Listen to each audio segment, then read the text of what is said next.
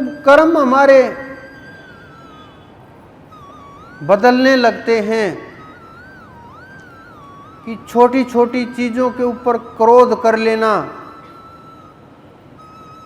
बहुत ज़्यादा क्रोधित हो जाना,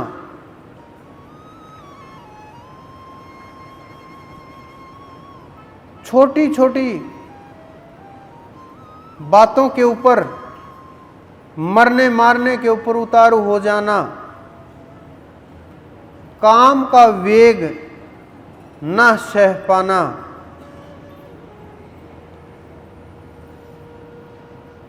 अक्षमा न कर पाना,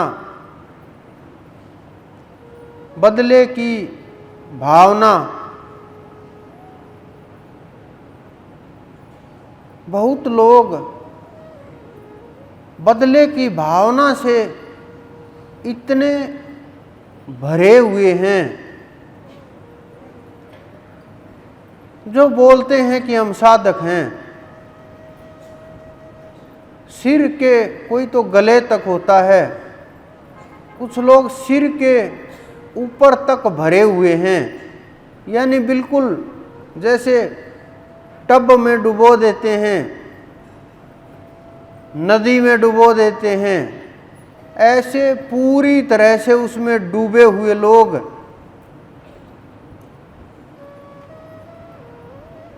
उनको निकालना बड़ा मुश्किल है। और उनके लिए साधना महाभारत के जैसी है कि वो लड़ाई झगड़ा तो कर सकते हैं, गुस्सा तो कर सकते हैं, लेकिन साधना उनके लिए बड़ा कठिन, बहुत कठिन मार्ग है। कुछ लोग कि हमारे 100 का नुकसान हुआ, सामने वाले का 500 का करेंगे, ये जो बदला लेने की भावना, दूसरे को कष्ट देने की भावना, ये साधना में रुकावटें हैं, जिस कारण से ये दृश्य बंद होते हैं। अनेकों लोग बहुत समय से पूछ रहे थे, मैं बोल देता था भजन करो, सेवा सुमरण करो, वो लोग फिर आते अगली बार फिर बोलते कि हो नहीं रहा। मैं देखता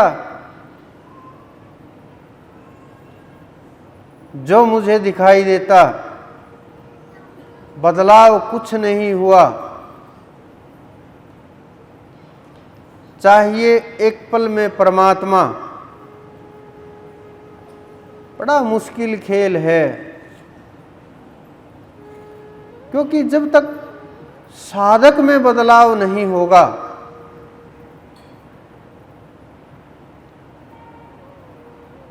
रास्ता मजबूत नहीं होगा, साधना नियमित नहीं होगी, अंदर में डर होगा, चाहे सांसारिक डर, चाहे मायावी डर, चाहे आध्यात्मिक डर, चाहे मानसिक डर, किसी भी प्रकार का भय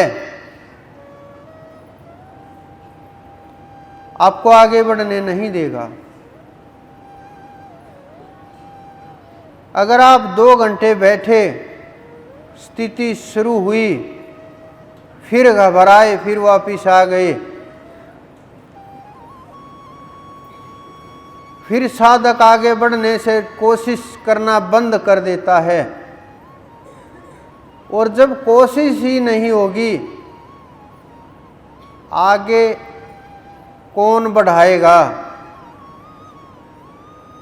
कौन कैसे ले करके जाएगा, मार्ग ही क्या होगा। परमात्मा, मैं बहुत साधकों को देखता हूँ, कई साधक तो इस श्रेणी के हैं कि एक दिन तो नहीं, एक समय, एक ही टाइम अगर भैंस ने दूध नहीं दिया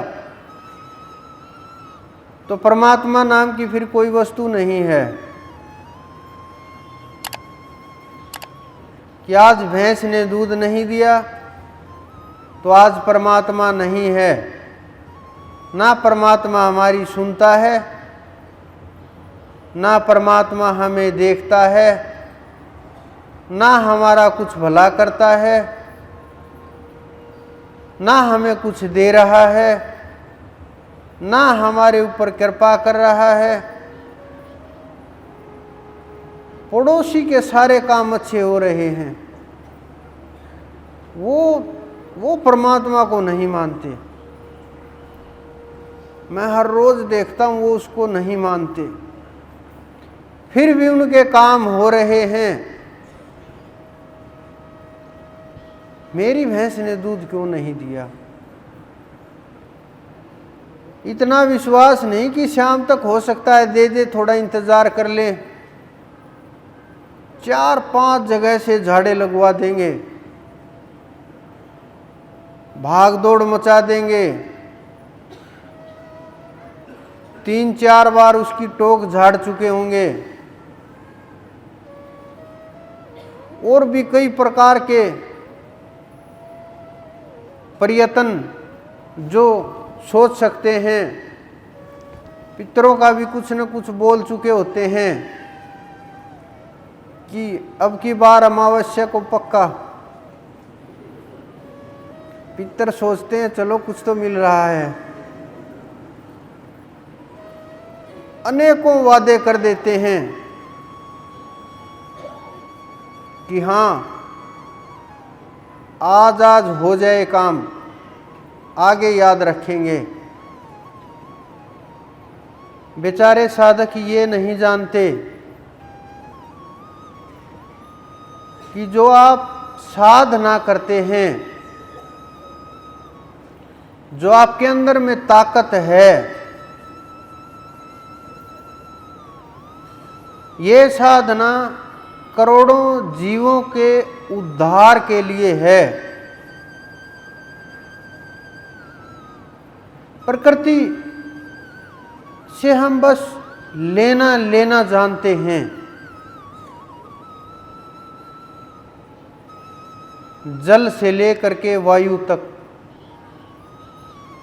जरूरत की वस्तुओं से लेकर के भोजन वस्तुओं तक, सब प्रकार की चीजें प्रकृति से हम ले लेते हैं।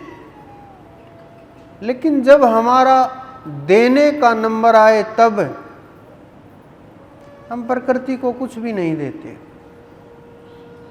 प्रकृति तो बहुत दूर की बात है। अगर आप परिवार में रह रहे हैं, 2 व्यक्ति एक दूसरे को प्रेम तक नहीं दे सकते, एक दूसरे को खुशी नहीं दे सकते, एक दूसरे को साथ नहीं दे सकते, एक दूसरे की मदद नहीं कर सकते,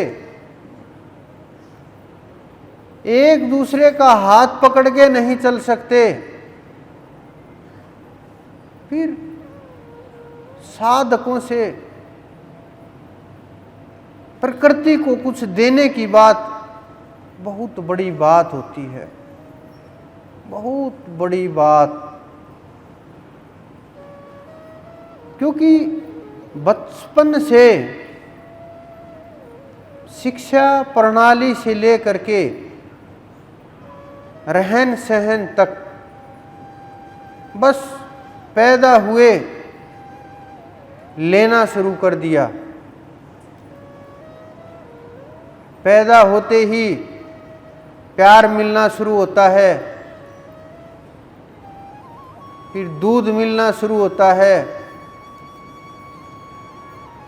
फिर खुशियां मिलनी शुरू होती हैं,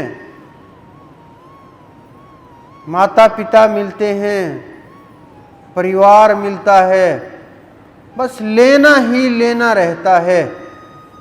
और अंतिम समय तक कि जाते समय भी प्रकृति से हमें लकड़ियां चाहिए, जल प्रवाह हुआ तो हमें जल की आवश्यकता हुई, भूमि में दबाया तो भूमि की आवश्यकता हुई, लेकिन हमने प्रकृति को दिया कुछ नहीं। कर्ज लिया और निकल लिए, कैसे मुक्ति होगी?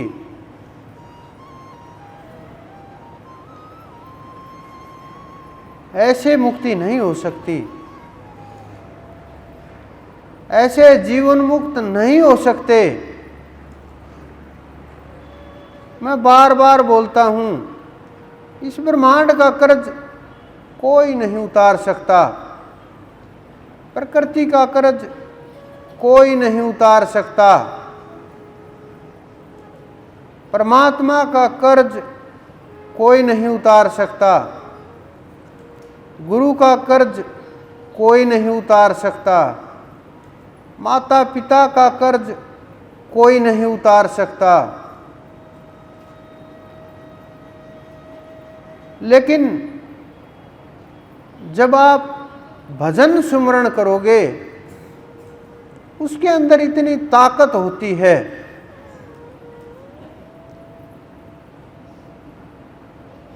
ऐसे रेडिएशन निकलते हैं शरीर के अंदर से, इतनी ऊर्जाएं निकलती हैं, सब पवित्र होने लगते हैं। पितर अपने आप संतुष्ट होने लगते हैं, देने लेने की आवश्यकता नहीं रहती। आप वस्त्र दोगे वो फिर मैले कुचैले हो जाएंगे,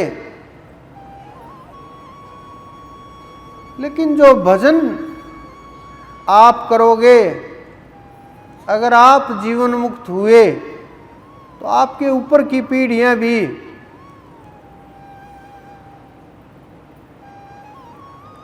अच्छे जो सिद्ध होते हैं, जिनको प्राप्ति होती है, जीवन मुक्ति होती है, 21 पीढ़ियां तैर जाती हैं पिछली। चाहे कोई वृक्ष हो, स्थावर जंगम, जिस भी योनि के अंदर जीव हो, वो योनि त्याग त्याग करके ऊपर जीव उठने लगते हैं।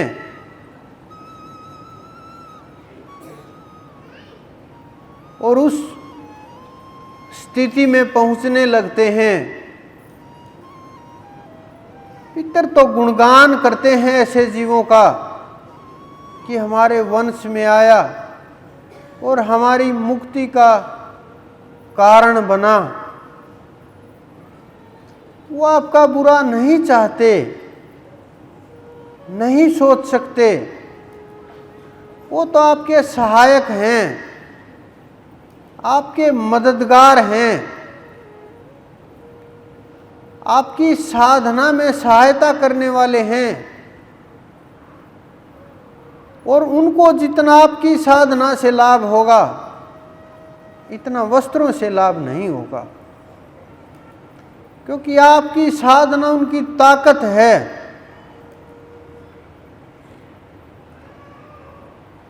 और उनके मुक्ति का मार्ग है, उन्हें भी पता है हमारा ये जीव अगर कल्याण को प्राप्त होगा